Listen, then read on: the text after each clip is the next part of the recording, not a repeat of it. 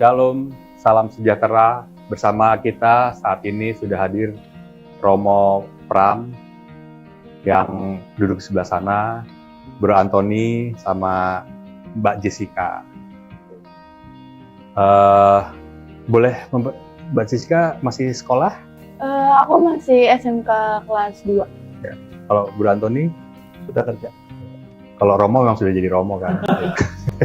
Kita saat ini akan membicarakan topik mengenai sakramen tobat.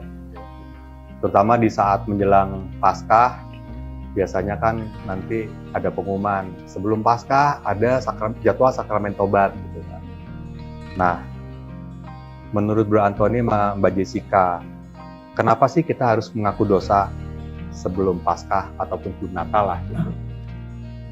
Pendapatnya gimana? Ladies first.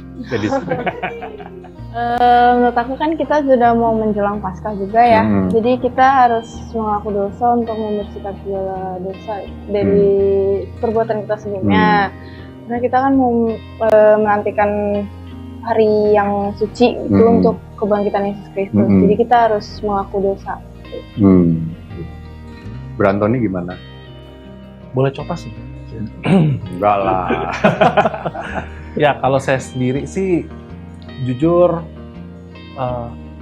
ngikutin rutin aja ya tiap tahun, karena berhubung, mohon maaf ya Mo ya, saya mungkin untuk detailnya kenapa harus mengaku dosa sebelum Paskah ya kurang lebih gambarnya sama. Kita harus mempersiapkan diri, kita harus bersih luar dalam sebelum menyambut Paskah, karena setahu saya umat Katolik itu hari paling wahnya itu di Paskah.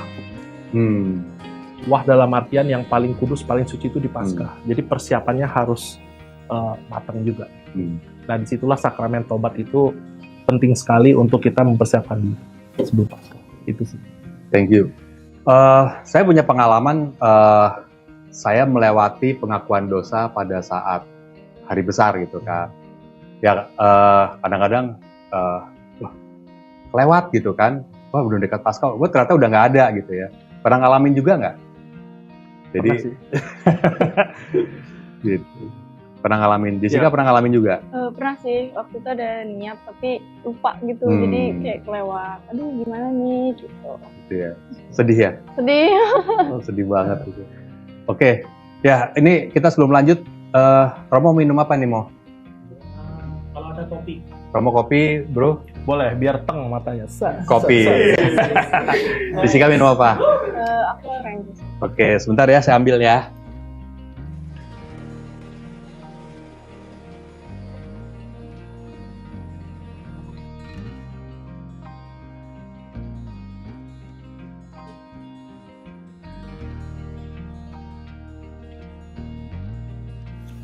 Tapi jujur ya, sampai hari ini, jujur ya Mo, saya itu kalau mau ngaku dosa tuh deg-degan banget loh. Kamu ngerasain hal yang sama nggak? Iya sih, kadang juga kayak aduh gemeteran gitu sampai keringet dingin tuh.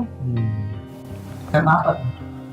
Karena apa ya, kita mengaku dosa itu kan ngerasa berat banget gitu, jadi kayak malu untuk nian gitu mengaku ke romo-romo gitu. Kalau Brandon gimana? Kenapa deg-degan? Deg-degan karena dosanya banyak loh.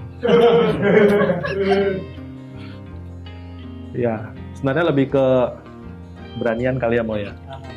Tapi biasanya sih kalau udah nunggu tuh depan bilik ruang ngaku dosa, biasanya udah mulai agak tenang sih. Jadi takutnya tuh kalau saya pribadi ya Mo, itu pas sebelum nyampe gereja tuh. Pasti kayak aduh ketahuan nih gitu kan. Tapi pas sudah nyampe gereja, entah kenapa jadi ada ketenangan aja, sedikit lebih tenang. Gitu sih, saya juga susah sih ngejelasinnya gitu.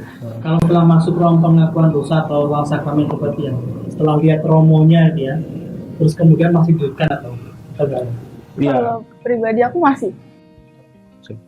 Kalau aku geter-geter. Yang bawah ini geter-geter. Ya? Iya, seram aja gitu. Cuma ya harus dilakukan, ya kita lakukan saja. Gitu. Saya punya pengalaman ngaku dosa ya. Kebetulan kan saya ada deket sama beberapa romo gitu ya. Kalau saya lagi pengen ngaku dosa, saya biasanya saya WA, Mo, mau ngaku dosa dong gitu kan. Dulu zaman itu paling sering ngaku dosa di ruangannya Romo, ruang kerjanya Romo gitu kan. Terus jadi private gitu kan. Terus akhirnya ngaku dosa tuh bisa sejam gitu, karena pada waktu itu tuh karena saya kenal baik sama Romonya, waktu itu tuh kita bisa diskusi gitu loh, mengenai pemahaman dosa yang ini gimana, terus Romo bisa melihat dari sisi yang mana gitu ya. Buat saya itu pengalaman yang menyenangkan gitu loh, ngaku dosa seperti itu. Itu tanpa rasa takut buat saya gitu. Cuman kalau memang lagi antre lagi tuh, wah jangan-jangan Romonya galak gitu kan. Saya pernah ngalamin ketemu Romo gitu kan, nggak pernah deket sama Romonya, tiba-tiba digali sama Romonya gitu, ngaku dosa, dipaksa gitu untuk bilang iya gitu, emang iya sih gitu kan. Gitu. Pernah nggak ngalamin juga seperti itu? Untungnya belum. Belum pernah. Untungnya belum. Karena Gitu. selama ini ya Romonya baik-baik sih. Enak-enak aja. Kalau saya ada mengungkapkan dosa tertentu nggak sampai digali-gali sih. Puji Tuhannya di situ. Jessica pernah nggak? Aku sih untungnya belum juga sih, Belum karena juga. ya baik sih. Jadi Gitu. apa yang kita sampaikan, oh ya Romo, Sebenarnya yang kalian harapkan itu gimana sih kalau misalnya kalian sebagai yang mau mengaku dosa atau dia melihat Romonya itu sebenarnya yang kalian harapkan apa sih dari situ? yang kuharapkan itu Yang ganteng. nggak ganteng. Ya enjoy sih, yang nggak terlalu menegang gitu. Jadi kayak akunya bisa mengaku secara luas, secara dalam gitu.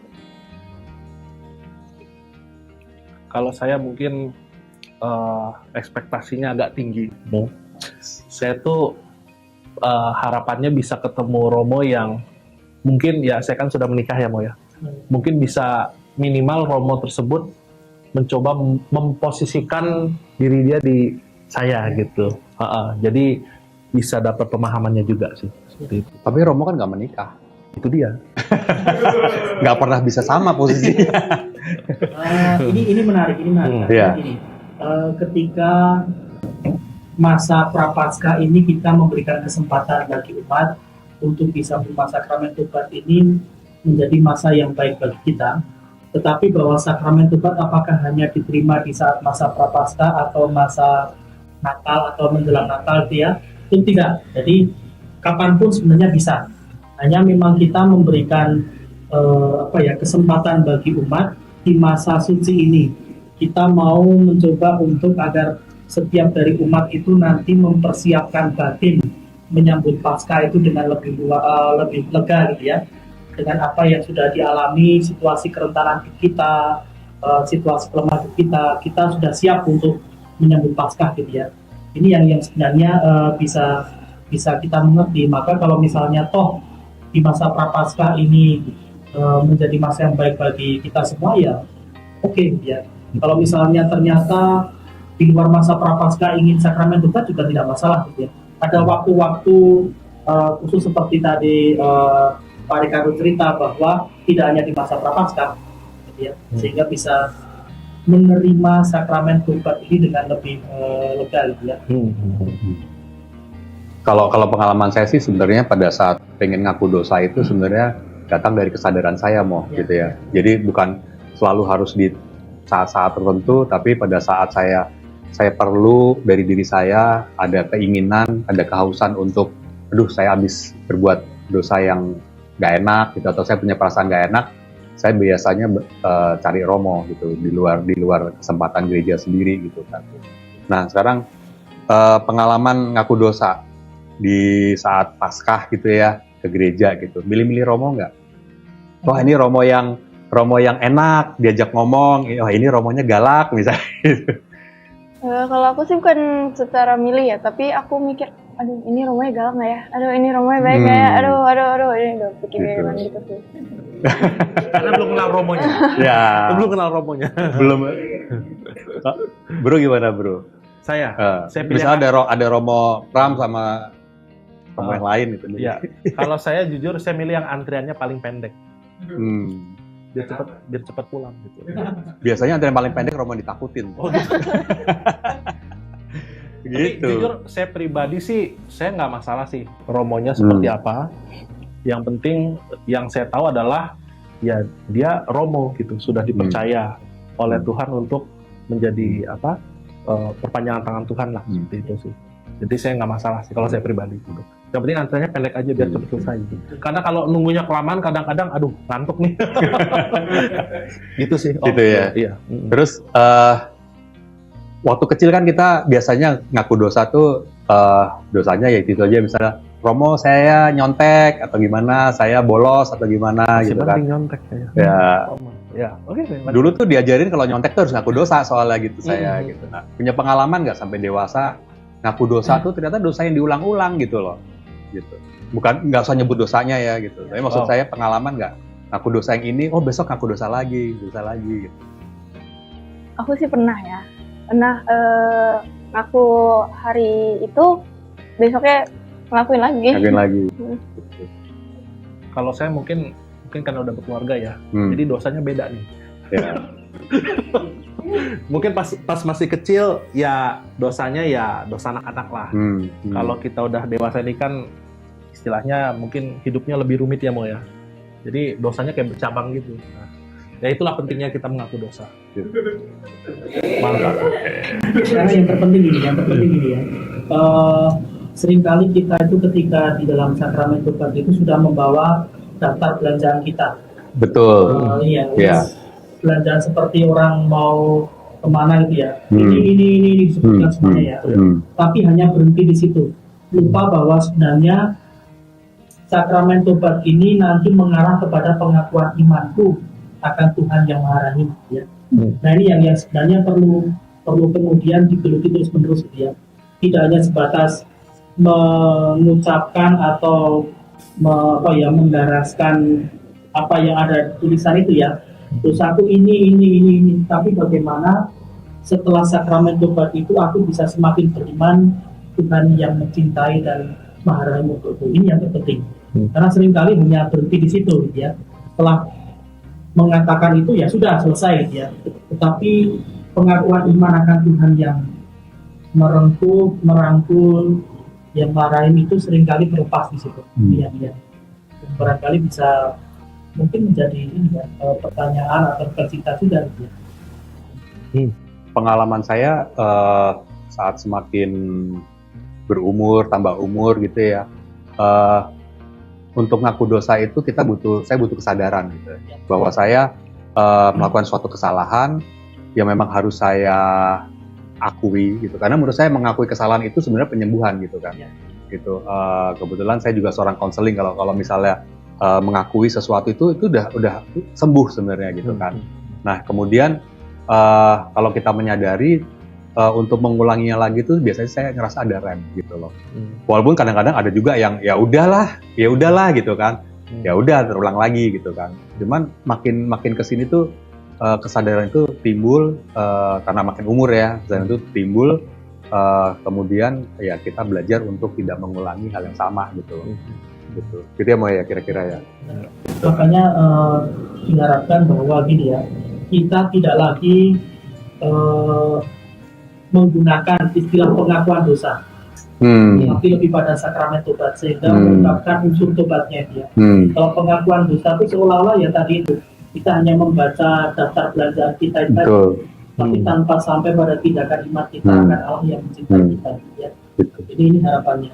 Ya syukur-syukur ini dimulai sejak dari masa dini, ketika SD sebelum komuni pertama kan biasanya ada ini ya, latihan untuk sakramen tobat ya anak-anak kecil dan seterusnya. Saya senang mendengarkan itu, anak-anak kecil untuk sakramen tobat itu. Ya memang kan sebelum komuni pertama anak-anak perlu ngaku dosa dulu ya Mo ya gitu. Nah sebagai umat nih ya, kita bertiga kan umat gitu. Romo tuh ngaku dosa gimana sih? Gitu. Romo sendiri tuh kan juga pasti melakukan pengakuan dosa juga kan ya gitu. Itu ritualnya gimana Mo? Gitu? Ritualnya ya. Atau ke Romo rekan atau gimana gitu. Kalau tata caranya sih akan sama ya. Tapi biasanya kami mengambil waktu ketika kami menjalani retret. Tahunan atau retret ini ya bersama dengan yang lain. Sehingga di dalam retret itu kami bisa kemudian saling menerimakan sakramen tobat. Di situ kami berupaya untuk saling meneguhkan bahwa satu dengan yang lain itu tentu ada kerapuhan, ada kelemahan, tetapi di situ juga ada Tuhan yang merangkul kita. Ya. Ini yang terpenting. Jadi untuk tata caranya akan sama, tetapi waktu yang digunakan biasanya kami ketika retret. Dalam masa retret itu kemudian kami masuk ke situ. Oke. Mau kalau habis ngaku dosa kan biasanya Romo memberikan penitensi ya, gitu kan. Apa sih sebenarnya penitensi itu mau gitu loh? Gini ya, kalau dikatakan penitensi atau kita mengenal sebagai benda dosa, dia artinya gini. Apa yang dikatakan sebagai dosa itu kan tidak hanya personal, tetapi juga menyangkut dengan orang di luar diri kita. Ya, harapannya dengan kita memberikan penitensi atau istilahnya benda dosa, kita mau menggerakkan atau menyadarkan yang bersangkutan untuk sadar, untuk tahu, untuk sadar juga bahwa oh ya, ini bukan hanya mengenai aku, tapi juga mengenai aku bersama dengan yang lain. Ya, misalnya aku memukul kakakku gitu ya, kan yang melakukan memang aku, tapi kakakku juga mendapatkan sesuatu dari itu gitu ya. Maka selalu saja yang dinamakan dosa itu selalu akan aku bersama dengan orang lain. Gitu ya. Kalau penitensi sendiri kan saya juga gini. Romo kan beda-beda ngasih penitensi kan gitu. Kadang-kadang ada yang cuman doa 3 kali Salam Maria, atau ada juga yang kemarin saya ngaku dosa Rosario gitu kan. Rosario 3 putaran. 3 putaran gitu. Nah, pengalamannya tuh kayak gitu dijalanin nggak sih, Bro? Saya sih jujur ya mau. Ya. Saya selama ini kalau jujur mulu, Jujur ngaku dosa langsung gitu, langsung dapat penitensi nanti. Dosa beneran. Iya, kalau dapat penitensi itu kan kayaknya dulu pas masih kecil itu penitensinya paling Bapak kami 10 kali gitu ya, Mo ya. Kalau nggak salah nih. Saya pas masih SD saya ingat banget, kamu penitensinya Bapak kami 10 kali, kemudian 3 kali Salam Maria 15 kali kalau nggak salah kayak gitu ya. Zaman SD. Cuma terakhir-terakhir ini ya penitensinya semakin bertambah ya. Semakin bertambah. Jadi kalau menurut saya sendiri ya penitensi itu sebagai wujud kali ya, Mo ya. Wujud penyesalan kita atas apa yang salah, apa yang dosa apa yang kita lakukan sih. Jadi biar lebih balance aja gitu. Kalau menurut saya sih begitu. Dikerjain? Harus dong. Harus ya. Harus. Kalau Jessica gimana? Kalau aku sih waktu penitensi itu kan sama ya. Waktu kecil itu juga bapak kami juga Salam Maria, cuma makin besar juga kan makin beda. Cuman aku mau nanya nih, kadang kita kan lupa penitensinya apa. Tanya Romo dong. Oh iya. Jangan tanya aku. Kadang kita lupa penitensinya. Itu kita termasuk dosa juga nggak sih, Romo? Ya diharapkan tidak lupa sih, tapi kalau misalnya sudah diupayakan ya sudah gitu ya. Romo sendiri juga lupa kok. Artinya begini, Romo itu akan selalu tidak ingat kepada siapa dia memberikan penitensi dia. Jadi siapapun yang datang terus kemudian memberikan penitensi atau dalam sakramen tobat, dia akan lupa, bukan itu ya. Maka ya kalau kemudian misalnya nih, kamu datang ke saya, sakramen tobat, terus hari berikutnya kamu datang ke saya lagi, Romo kemarin penitensinya apa ya? Saya juga sudah lupa. Karena sekian banyak orang yang dosa. Itu ya. Ya itu sih. Tapi harapannya kalau saya setelah keluar dari ruang sakramen tobat ya, tobat ingat-ingat ya, itu ya bisa dicatat apa gitu ya. Itu ya kita seperti itu. Tapi saya boleh nanya, Oke. Kira-kira Romo itu bagaimana cara mengukur besaran penitensi terhadap umat? Pertimbangannya apa ya? Ya, Gitu. Macam-macam ya. Ini tidak mudah untuk dikatakan di sini sih, karena masing-masing punya bobotnya ya. Misalnya, saya tidak akan bisa kemudian memberikan penitensi yang sama, misalnya seperti Bro Antoni dengan orang nenek yang usia 90 tahun misalnya, itu akan lain gitu ya. Jadi bobotnya akan selalu berbeda gitu ya, tergantung dari hal macam itulah. Secara detailnya saya tidak akan bisa bicara di sini, tapi caranya seperti itu.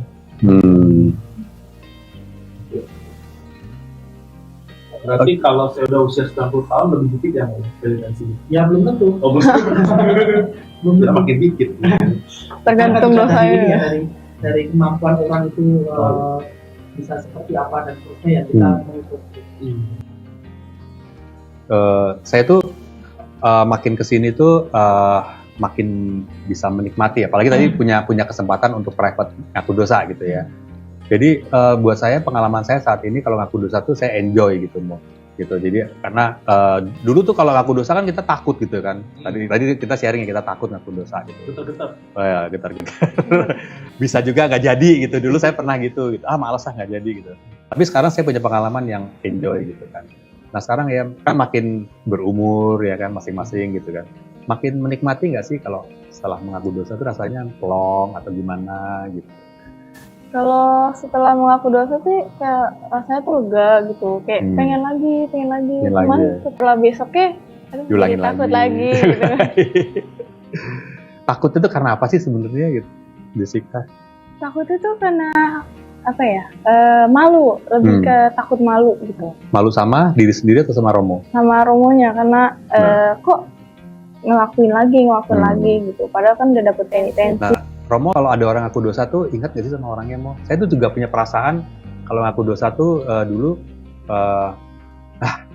sama Romo ini lagi, dia ingat gak sih? Pasti kita mikirnya kan dia ingat gak sih dosa kita gitu kan. Romo ingat gak sih Mo? Pernah ada kejadian menarik sih. Satu anak sepertinya SMP langsung datang ke ruang sakramen tobat lalu mengatakan gini, Romo masih ingat saya tidak gitu ya. Jadi siapa ya? Saya langsung gitu. Sama Romo nggak ingat saya yang dulu pernah ini pengakuan dosa di Romo juga. Saya tolong maaf, saya tidak bisa ingat semuanya ya, karena semakin banyak orang yang datang ke saya, tidak nggak ingat semuanya. Orangnya saja nggak ingat, apalagi dosa apa yang dilakukan gitu ya. Untung saya itu lupa, berarti tidak akan bisa ingat bahkan wajah dan seterusnya. Maka kuncinya di situ bahwa siapapun romonya ya, seperti tadi Tuhan tadi mengatakannya, siapapun romonya, kalau kita punya kesediaan hati, meluangkan waktu, meluangkan hati pula untuk datang sakramen tobat, nah itulah poinnya ya. Bukan karena aku dipaksa, tetapi aku sungguh-sungguh mau terbuka kepada Tuhan yang menghargai itu.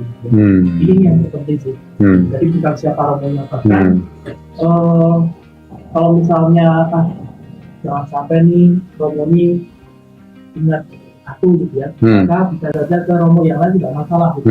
Saya tidak akan membatasi misalnya sebagai romo paroki, saya tidak akan membatasi romo akan sakramen tobat di mana gitu ya. Silakan saja.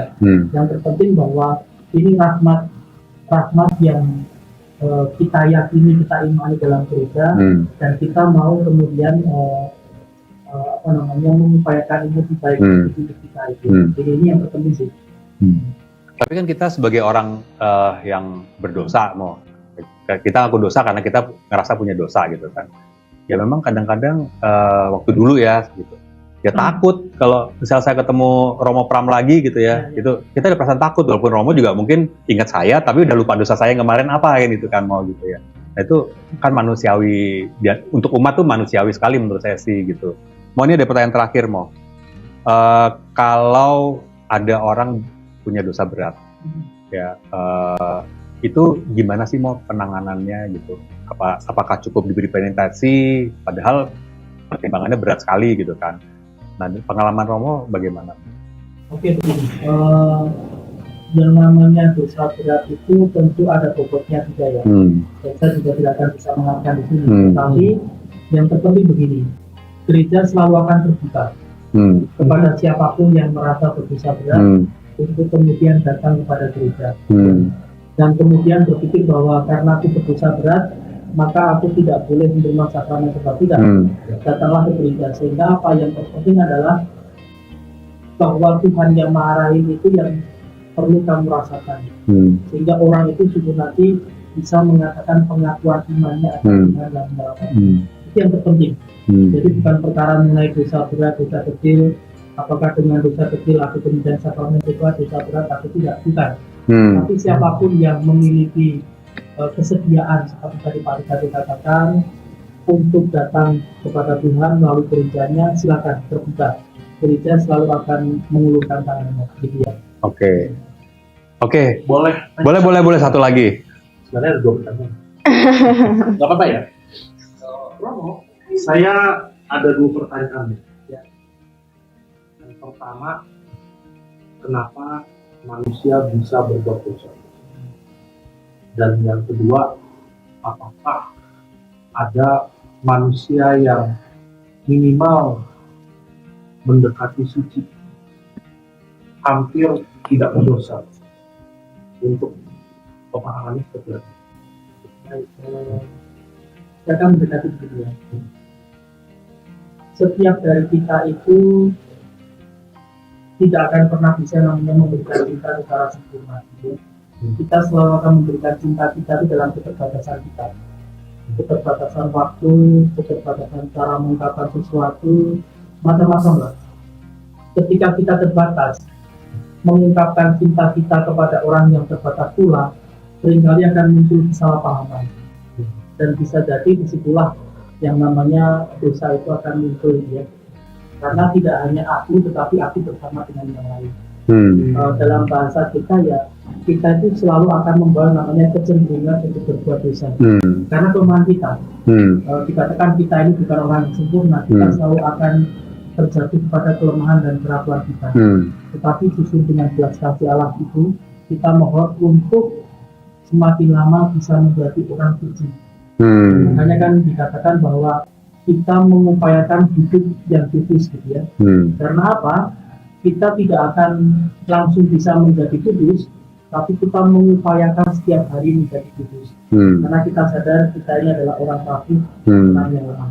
Ini kuncinya sih. Jadi sekali lagi bahwa kita ini tidak pernah bisa dikatakan orang yang sempurna. Selalu berada dalam situasi keterbatasan. Ya. Jadi dengan keterbatasan itu kita mencari yang namanya kudus dan Ya, kita mencoba dengan segala keterbatasan kita mengupayakan hidup kita itu menjadi lebih kudus gitu ya. Lewat keluarga kita, lewat mungkin kalau kamu masih SMP ya lewat bagaimana kamu mengupayakan hidup yang baik menjadi anak sekolah dan sebagainya. Kita mengejar kekudusan seperti itu. Oke. Baik kalau gitu ya. Jadi pengalaman saya ngaku dosa saat ini adalah lebih ke arah penyembuhan dari luka-luka saya gitu kan. Jadi ada suatu kesadaran yang pernah saya lakukan. Kemudian kalau diskusi sama Romo ditemukan bahwa oh kamu melakukan itu karena kamu punya latar belakang seperti ini gitu kan. Misalnya saya suka marah gitu kan, meledak sama orang gitu kan, menyakiti orang. Oh ya ternyata kamu punya luka batin dan seperti ini. Itu pengalaman saya ngaku dosa dengan santai dengan Romo, makanya bisa lama karena diskusi gitu. Jadi buat saya pengalaman ngaku dosa sekarang itu adalah suatu penyembuhan gitu. Jadi saya nggak takut lagi ngaku dosa. Bahkan kalau saya butuh saya cari gitu ya. Jadi ya begitu. Semuanya Bro Anthony, Jessica, Romo Pram, terima kasih banyak untuk kesempatannya pada hari ini. Kita sudah diskusi mengenai sakramen tobat gitu. Oke, kita tutup diskusi pada hari ini mengenai sakramen tobat. Semoga bermanfaat buat teman-teman sekalian. Terima kasih. Terima kasih juga semuanya. Terima kasih. Ya, terima kasih.